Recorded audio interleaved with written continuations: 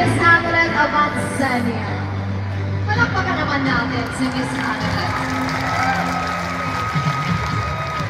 Tunay po na marami ang sumusuporta sa ating senatorial vote na may tunay na malasakit. Walang iba kundi si Dante! Wait lang, humina! Walang iba kundi si Dante! At isa na po yan ang isa sa pinakamalalakas na pangalan sa mundo ng politika. Isang leader na hinahangaan sa kanyang tapang at serbisyo. Mga kababayan, panoorin po natin ang kanyang mensahe ng suporta mula kay Vice President Sara Duterte. Yes! Bibi Sara! Woo! Andiyan si Bibi Sara, mga kababayan. Grabe naman, first time natin makita siya. Ayun o. Ang Rodante Marcoleta sa Senado. Hindi natitinag, hindi natatakot, at laging nasa panig ng tama. Noong pinupunang at tinatakot ang tanggapan ng pangalawang Pangulo, siya ang tumindig at dumepensa, hindi alintana ang pambabatikos. Dahil para kay Marcoleta, ang tama ay pinaglalaban kahit mag-isa ka lang. Palike at pa-share tayo, mga kababayan. Salamat po. At mga kapatid, pa-share po ito. May pamilya. Kaya ngayon darating na halalan, iboto namin ang number 38 sa balot. Rodante Marcoleta sa Senado. Kay Marcoleta, may pag-asa ka. Philippine Arena muli kay Marcoleta, bye! May pag-asa pa kay Dante! At ang tanong, handa na ba kayo sa isa pang pasabog? Handa na ba dito na sa left side ang sumagot? Handa na ba kayo? Ang susunod na ating makakasama ay hindi ng action star sa pelikula. Isa siyang tunay na action man sa Senado. Isang boses ng masa, tagapagtanggol ng karapatan, at tapat na lingkod bayan. Mga kababayan, malakas na palakpakan, sabay-sabay nating salubungin, Senator Robin Padilla! Ayun, Robin! Nako, si Robin Padilla, mga kababayan.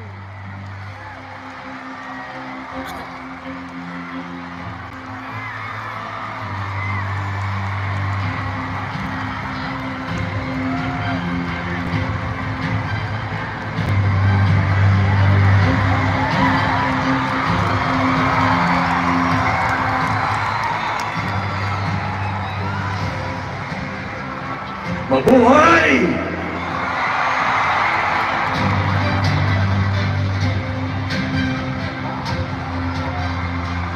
Isang magandang gabi po sa inyong lahat. Nais ko po munang magpasalamat sa aking pong kaibigan. Sa aking pong ang tawag ko ay Batman. Sa ating pong susunod na senador, Rodante Marcoleta.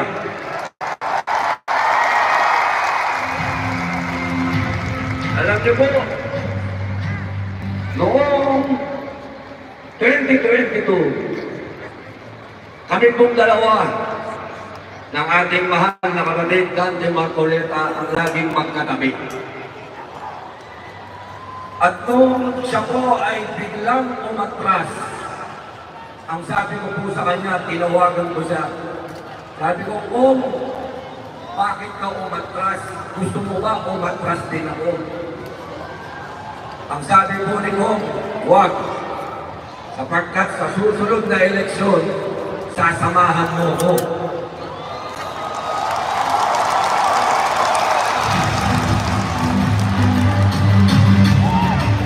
At dahil po sa tulong ng Iglesia ni Cristo,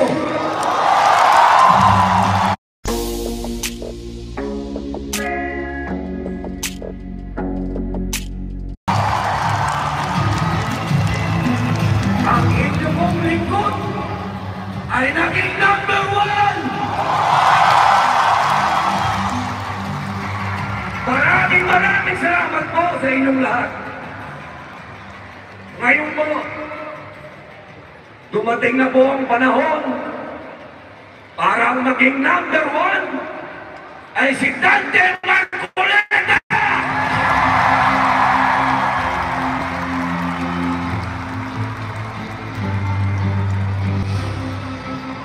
Eto po, gabing ito. Palike at pa-share tayo mga kababayan. Hindi ko na po kailangan kumbinsihin kayong lahat.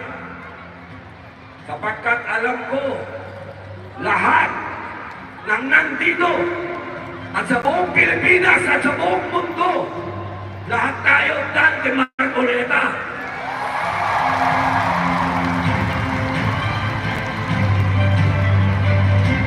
Ang nais ko po,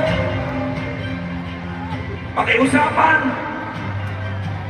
unang-una, ang mga kapatid kong Muslim. Kailangan magbayad tayo ng utang na loob. Kailangan si Dante Marcoleta maging number 1.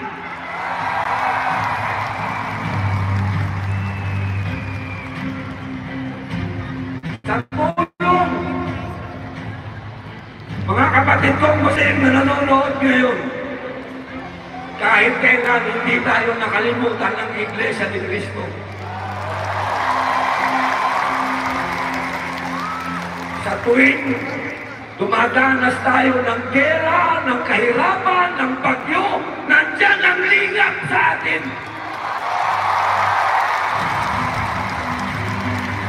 Hindi tayo kailanman iniwan ng Iglesia ni Cristo.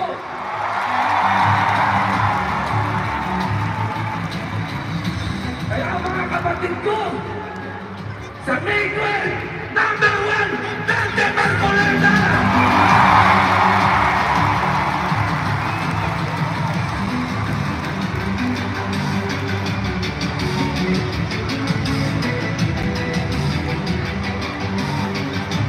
Ngayon po,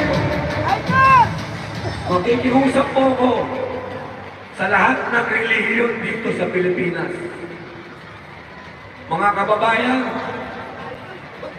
dumating na po sa punto na ang ating konstitusyon ay hindi na sinusunod. Dumating po sa panahon na ang mga simbahan ay dumadating na po sa punto na nilulusog, hinuhuli, kinukulong.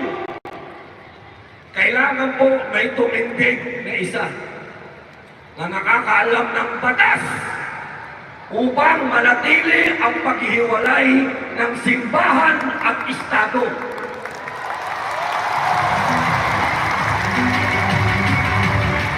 Wala pong iba kung hindi si Anthony Rodante Marcoleta!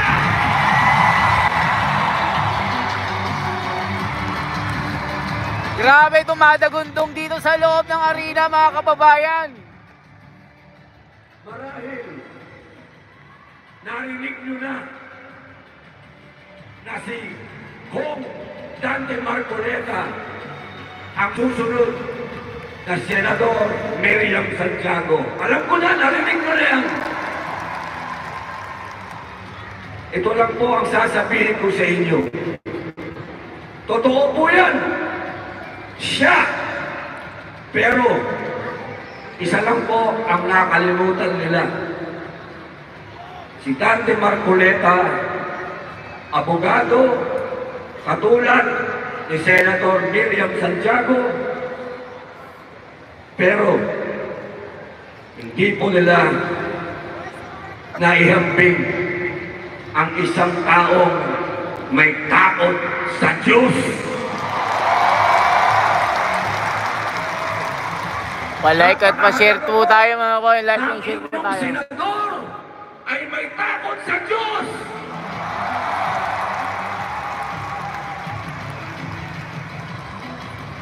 Mga kababayan, hindi ko na po pagkakahaba-habaan sa panahon po na nandun ako sa dahig. Isa po ako sa nauna ron. Ang kabilin-bilinan mo ng ating mahal na dating Pangulo sa amin, sa PDP. Lahat po yan. Isa lang ang sinasabi niya. Huwag niyong kakalimutan iparating sa lahat ng Pilipino sa buong mundo ang unang iboto, Dante Marcoleta!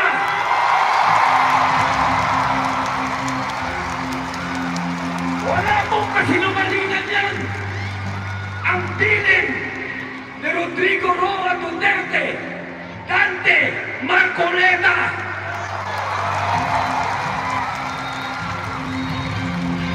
Kaya sana po, pagdating po ng araw,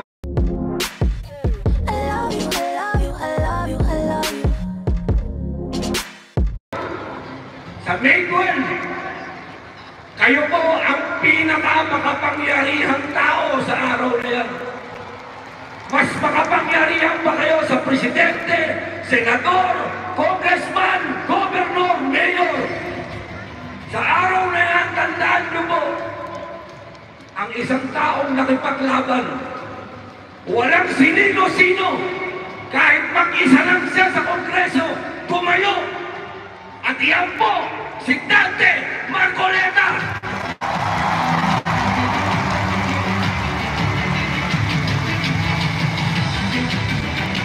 Ngayon, bilang PDP President po, huwag niyo pong kalimutan ang Duterte. Maraming salamat po. Mabuhay po kayong lahat. Mabuhay ang Pilipinas.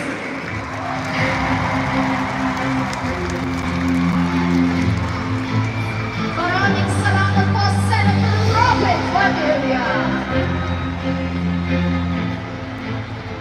Philippine Arena, alam ko kanina pa po natin isinisigaw ito. Pero ito po, isigaw natin ngayon ng buong puso. Kay Marcoleta Bay! Pag-asa! Number 38 sa Paloma, Dante!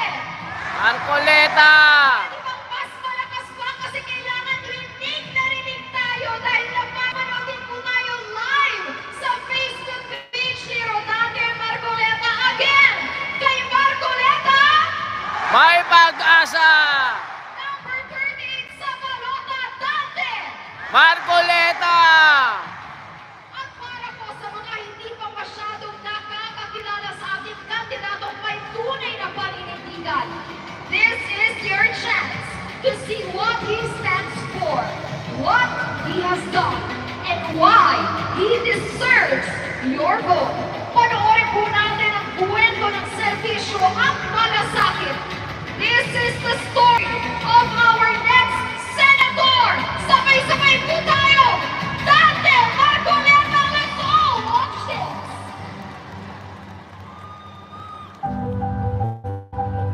Ako po si Dante Marcoleta, anak ng magsasaka, ama sa aking mga anak, mapagmahal na asawa.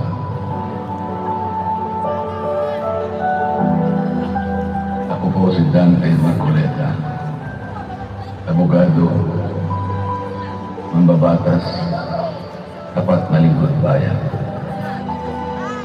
Sa mahabang panahon na paglilingkod ko sa ating bansa, nakita mo po ang kalagayan ng marami sa ating mga mamamayan.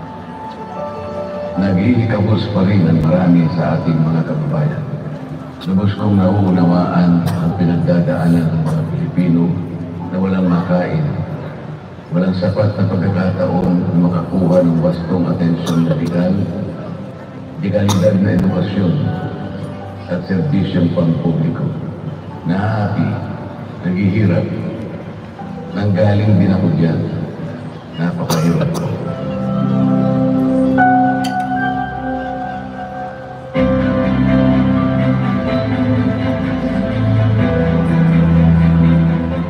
Magalain po ng aming pagkakura sa bilang isang independent senator ay kakayagan ng katibayan ng aking pananaon na maisulong natin ang ganap na pagkakaisa sa ating bansa. Alam ko po at naniniwala ako na matutulungan ko ang mga Pilipino. Ipinanalangin ko ito sa Diyos. Humingi ako ng gawain upang magdesisyon kung ako ay magpapatuloy pa sa paglilingkod sa mataas na kapulungan. Marami akong maiaambag para magbago ang kalagayan ng ating mga mamamayan at ng ating bayan. Ang inyong mga hinaing at pangarap ang aking inspirasyon. Ito ang magpapalakas sa akin para magsikap na matupad lahat ng aking ipinanal. Wala nang atrasan. Wala nang atrasan.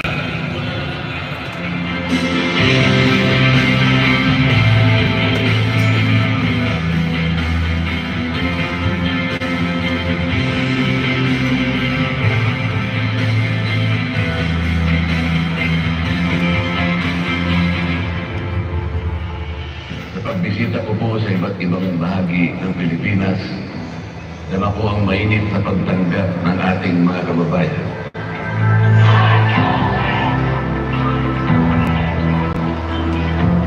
Ang daming nagmamahal sa akin.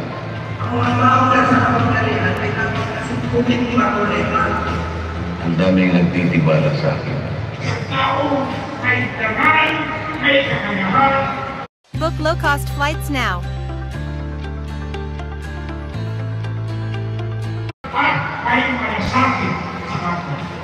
Tutumbasan ko po kung hindi man hihigitan pa ang inyo pong ipinakita sa akin. Ipagpatuloy natin ang suporta kay Senator Marcoleta. Gusto ko sila talagang maging Senator Marcoleta.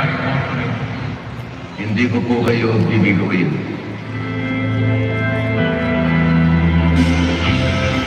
Sa bawat akbang po ng aking paglilingkod, ang Diyos ang aking magiging gabay.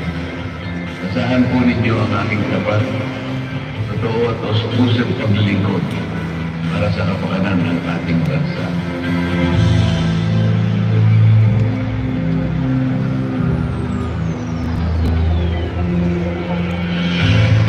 Ang inyong tiwala ay sagrado. Iingatan ko po ito at pahahalagahan. Ako ay magiging bukas at tapat, makikinig at uunawa, magmamahal at maglilingkod. Lagi po akong papanig sa katwiran at katarungan anuman ang gano'n. Kahit mahirap, kahit ako lang mag-isa, kahit maraming kalaban. Kayo po ang nagbibigay sa akin ang tapang at lakas ng loob na ipaglaban ang ating mga mamamayan. Kahit pagtulong-tulungan pa ako, hindi ako susuko para sa inyo. Ipagdiwag po ninyo ang inyong pagtatagumpay. Kasama po ninyo ako sa inyong direksyon saan na kayo makarating. Nakahanda po akong magsakripisyo para sa ating bayan. Ang aking layunin ay magkaroon ng maunlad, payapa at nagkakaisang bansa, hindi lamang para sa atin, hindi para sa ating mga anak at sa anak ng ating mga anak. Pagsisikapan po natin ito.